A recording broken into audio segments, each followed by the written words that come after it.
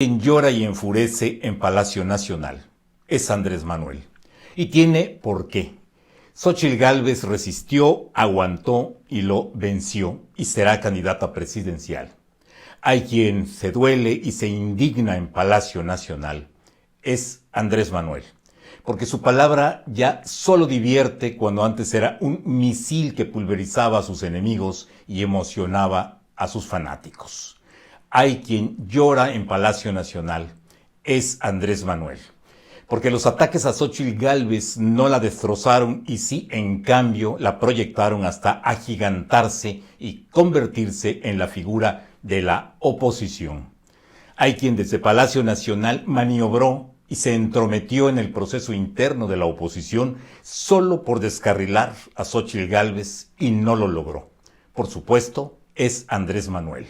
Y por más golpes y ataques, y por más burlas y denuestos, y por más denuncias penales que interpongan, y por más misoginia que destile, Andrés Manuel no pudo bajar a Xóchitl Gálvez.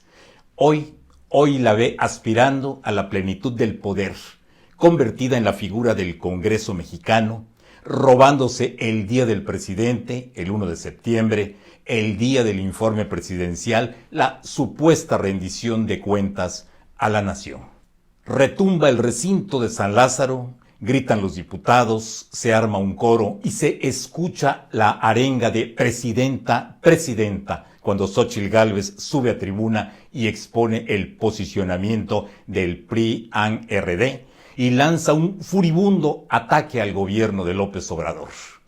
Su discurso potente, provocador, refuta al obradorismo y alerta: no hay transformación, hay destrucción. Y dice que por los 164,000 homicidios dolosos y más, será el gobierno de López Obrador el más violento de la historia de México. Lanzó 3 misiles más. 1. El estado del país es deplorable. 2. Pésele a quien le pese, la ley sí es la ley. Y 3. Necesitamos devolver la paz a la gente y hacer que los criminales vuelvan a temer. No fue el día del presidente, fue el día de Xóchitl. No fue el día de López Obrador, que abordó ese día el Tren Maya y en viaje de prueba, rodeado de gobernadores, el tren de sus ilusiones falló. Horas antes, Andrés Manuel volvió a ser azotado. Xóchitl Gálvez libró obstáculos, venció en las encuestas, ganó la contienda interna y será candidata presidencial por el Frente Amplio por México. 2 meses le bastaron a la senadora hidalguense para alcanzar el cielo y disfrutar las estrellas. Desde aquella acusación falaz del presidente atribuyéndole que Xóchitl retiraría el programa social de apoyo a adultos mayores hasta imponerse en el proceso interno del frente opositor.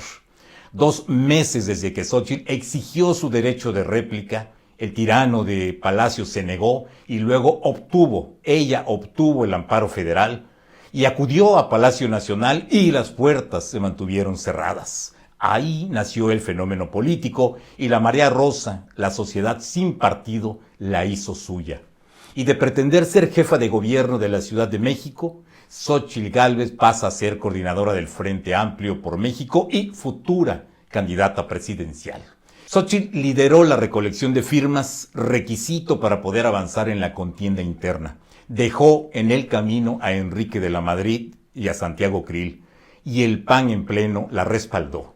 Xóchitl mantuvo a raya a la priista Beatriz Paredes Rangel, aguantó el discurso equilibrado, claro, consistente de la exlideresa nacional del PRI y siguió adelante en las encuestas. Y cuando se enfilaban a la consulta vía el voto de los inscritos en la base de datos del Frente, se detectó la infiltración de 70,000 morenistas y el amago de convertir la elección en una jornada violenta con grupos de choque, esparciendo luego que eran priistas contra panistas. Era la mano de López Obrador.